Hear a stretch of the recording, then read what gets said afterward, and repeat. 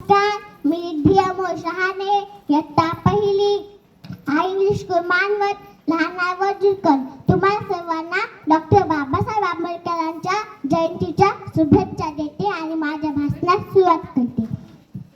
आभारही मोजतो आम्ही बाबासाहेब फक्त तुमच्यामुळे, आभारही मोजतो आम्ही बाबासाहेब फक्त तुमच्यामुळे, वादळालाही पेलतो आम्ही बाबासाहेब फक्त तुमच्यामुळे, वादळालाही पेलतो आम्ही बाबासाहेब फक्त तुमच्यामुळे. बंद होतो पाशस्त्र साथ याची आम्हाला गरज नाही, बंद होतो पाशस्त्र साथ याची आम्हाला गरज नाही. कारण शब्दांनीच लाभ येतो आम्ही बाबासाहेब फक्त तुमच्यामुळे, कारण शब्दांनीच लांब येतो आम्ही बाबासाहेब फक्त तुमच्यामुळे. डॉक्टर बाबासाहेब आंबेडकर जन्माला आले आणि त्यांनी स्वतःचं स्थान इथल्या सर्वसामान्य माणसाच्या नसानसात, श्वासोश्वासात आणि रक्तात निर्माण केले. डॉक्टर बाबासाहेब आंबेडकर हे मुंबईच्या BD चाळीमध्ये 10 फूट लांब आणि 10 फूट रुंद अशा खुली मैदानामध्ये राहून अभ्यास करायचे. रात्रीचे 2-2, 3-3 वाजता लोक त्यांना विचारायचे, सर्व समाज झोपलेला आहे तरीही तुम्ही जागे आहात आणि तेही इतक्या रात्रीचे. तेव्हा डॉक्टर बाबासाहेब आंबेडकर म्हणायचे, जे झोपला आहेत त्यांचा समाज जाग आहे, परंतु माझा समाज शिक्षणाच्या अंधकारात झोपलेला आहे. मी जर झोपलो तर माझ्या समाजाचं काय होणार? या विचाराने डॉक्टर बाबासाहेब आंबेडकर दिवसाच्या 24 तासांपैकी तब्बल 8 तास अभ्यास करायचे.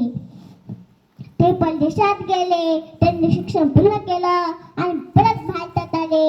एके दिवशी मुंबईमध्ये शिक्षणाचं महत्त्व सांगताना अचानक एक जण मध्येच उभा राहिला आणि म्हणाला, अरे हा काय शिक्षणाचं महत्त्व पटवून सांगणार, हा तर भोपळा आहे भोपळा.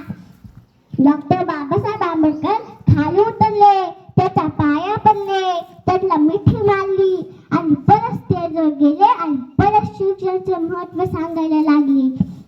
लोकांना आश्चर्याचा धक्का बसला. लोक म्हणाले, साहेब, एक माणूस तुम्हाला भोपळ्याची उपमा देतो आणि तुम्ही त्याच्या पाया पडता, त्याला मिठी मारता. तेव्हा डॉक्टर बाबासाहेब आंबेडकर म्हणाले, त्याने जी मला भोपळ्याची उपमा दिली त्याचा मला अभिमान वाटतो, कारण भोपळा स्वतःही पवतो आणि दुसऱ्यांनाही पवायला शिकवतो. डॉक्टर बाबासाहेब आंबेडकर स्वतःही ज्ञानी होते आणि दुसऱ्यांनाही ज्ञानदानाचं काम करत होते.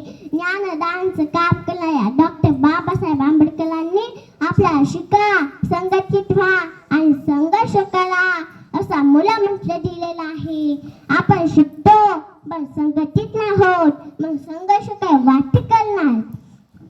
याच मूलमंत्राचे उदाहरण म्हणजे तेलंगणातून कॅबिनेट मंत्री असणारा धनास्थरी सीतक्का म्हणतात की मी लहान असताना कधी विचार केला होता की मी लक्षवादी बनेन, लक्षवादी असताना मी कधी विचार केला होता की मी वकील बनेन, वकील असताना मी कधी विचार केला होता की मी आमदार बनेन, आमदार असताना मी कधी विचार केला नव्हता की मी PhD पूर्ण करेन आणि आता त्या मंत्री पदावर आहे.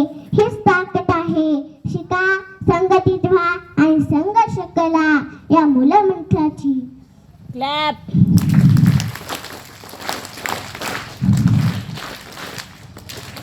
आणि म्हणूनच डॉक्टर बाबासाहेब आंबेडकर म्हणतात, तुमच्या घरात कपड्याचं कपाट नसलं तरी चालेल, तुमच्या घरात कपड्याचं कपाट नसलं तरी चालेल, पण तुमच्या घरात पुस्तकाचं कपाट नक्कीच असलं पाहिजे, पण तुमच्या घरात पुस्तकाचं कपाट नक्कीच असलं पाहिजे.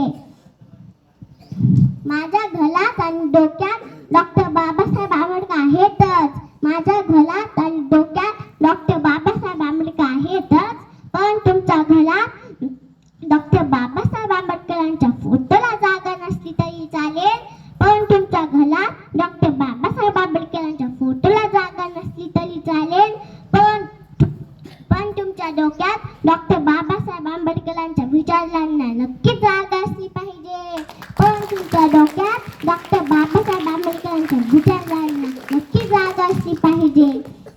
कारण हे तुमच्या आपल्या उत्कर्षाकडे नेणारे आहेत, कारण हे तुमच्या आपल्याला प्रकाशाकडे नेणारे आहेत. शेवटी एवढंच म्हणते, कोणाला जमणार नाही अशी क्रांती करून दावली, कोणाला जमणार नाही अशी क्रांती करून दावली. जातीवादांना